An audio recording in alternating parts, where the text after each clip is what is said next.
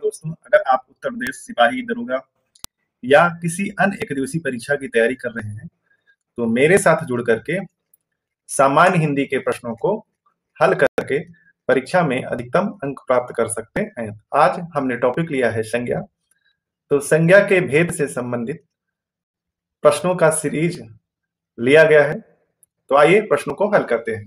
तो पहला प्रश्न है, क्रियार्थक संज्ञा सदा किस रूप में रहती है?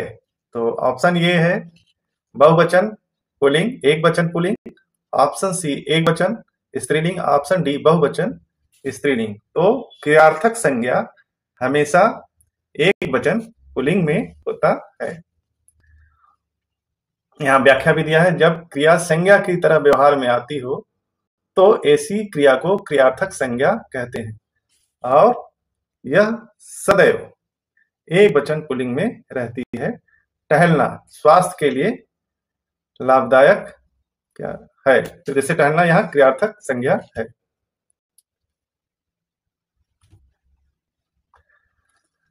अगला क्वेश्चन है, समिति शब्द हिंदी व्याकरण के अनुसार संज्ञा के भेदों की किस श्रेणी में आता है? ऑप्शन ए है समूहवाचक संज्ञा, ऑप्शन बी है व्यक्तिवाचक संज्ञा, ऑप्शन सी है भाववाचक संज्ञा, ऑप्शन डी है जातिवाचक संज्ञा। तो यहाँ समिति आपका समूहवाचक संज्ञा होगा।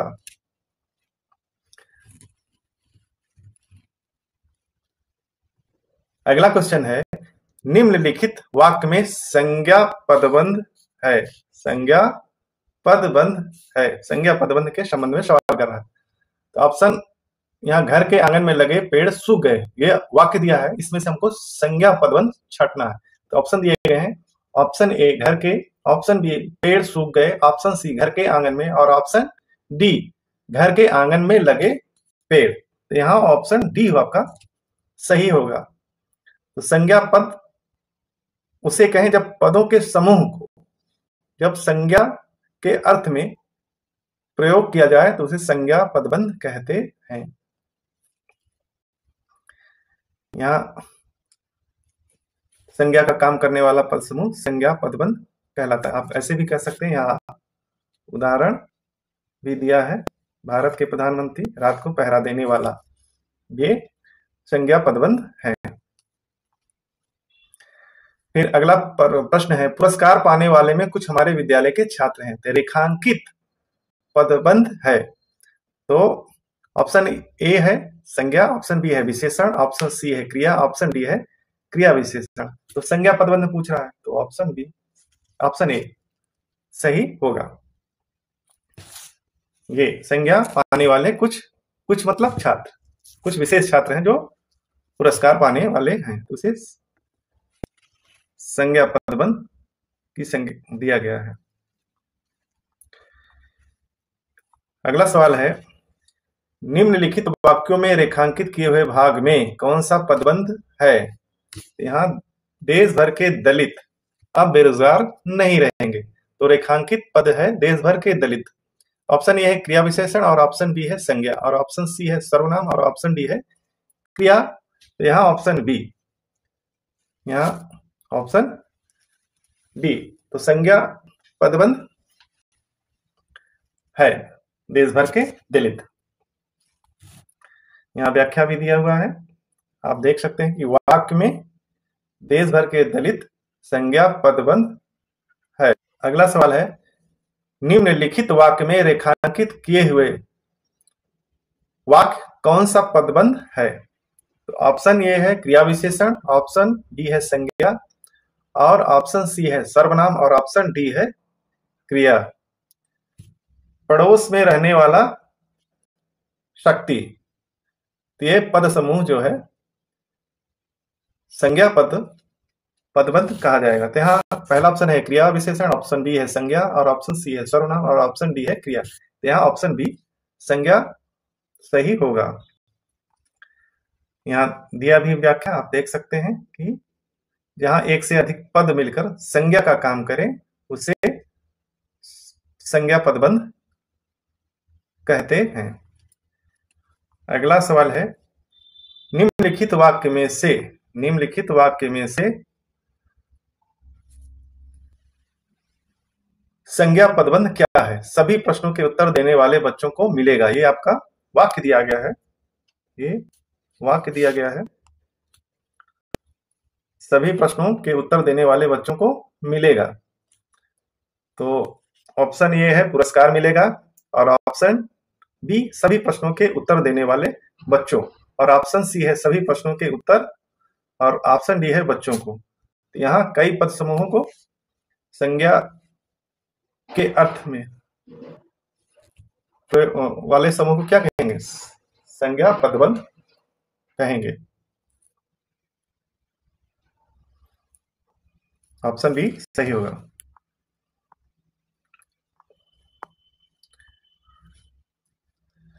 अब जलेबी में मिठास अधिक है, रेखांकित शब्द का संज्ञा बताइए। तो यहाँ संज्ञा शब्द छिप गया है, तो यहाँ आपका ऑप्शन ए जो है मिठाई है, ऑप्शन बी है मीठापन है, ऑप्शन सी मीठा है, और ऑप्शन सी मीठा है, और ऑप्शन डी आपका चीनी है। तो चीनी है, तो देखिए ऑप्शन ए और ऑप्शन डी, मिठाई क्या है? संज्ञा है, और चीनी क्या है? संज्ञा है, और मीठा ऑप्शन सी जो है मीठा यह विशेषण है, और ऑप्शन बी मीठापन यह भाववाचक है। तो यहां आपसे संज्ञा पूछ रहा है, तो ये दोनों ऑप्शन ए और बी डी संज्ञा के संदर्भ में पूछेगा तो ए और डी सही होगा। अगर यहां आपसे अगर मिठास का विशेषण अगर विशेषण पूछे तो ऑप्शन सी सही होगा। तब ऑप्शन के हिसाब से यह विशेषण अगर पूछता है तो ऑप्शन सी सही है। तो मुझे जो जानकारी थी हमने इस प्रश्न के संबंध में आप लोगों को बता दिया। यहाँ अगला क्वेश्चन है, गांधी को राष्ट्रपिता कहा गया, वाक्य में किस रूप में परिवर्तित हो रही है? किस रूप में परिवर्तित हो रही है, यानी वाक्य किस रूप में परिवर्तित हो रहा है, पहले कैसा था और बाद में अब कैसा हो रहा है। तो यहाँ देखिए ऑप्शन ए है जातिवाचक से व्यक्तिवाचक, व्यक्तिवाचक से जातिवाचक, और व्यक्तिवाचक से भाववाचक, ऑप्शन डी भाववाचक से जातिवाचक। तो गांधी को राष्ट्रपिता कहा गया, तो भावनात्मक रूप से हम लोग गांधी जी को राष्ट्रपिता कहते हैं। तो यहाँ ऑप्शन जो है आपका सी सही हो जाए, व्यक्तिवाचक से भाववाचक में परिवर्तित हो गया है। व्यक्ति विशेष गांधी जी हैं, और राष्ट्रपिता भावनात्मक रूप से हम लोगों के कहने के कारण यहाँ भाववाचक संज्ञा हो गया है। यहाँ व्याख्या भी दिया है। यहाँ अगला प्रश्न है, अचूक विशेषण के साथ उपयुक्त संज्ञा बताइए। अचूक विशेषण के साथ उपयुक्त संज्ञा है, ऑप्शन ए चोट है, ऑप्शन बी है नेत्र है, और ऑप्शन सी है निशाना, और ऑप्शन डी है जवाब। तो यहाँ आपका ऑप्शन सी निशाना उपयुक्त संज्ञा होगा। यहाँ व्याख्या भी दिया है, अचूक विशेषण के साथ उपयुक्त संज्ञा शब्द निशाना है, शेष संज्ञा शब्द उपयुक्त नहीं है। अगर यह वीडियो आप लोगों को पसंद आया हो तो शेयर कीजिएगा और लाइक सब्सक्राइब भी कीजिएगा। धन्यवाद।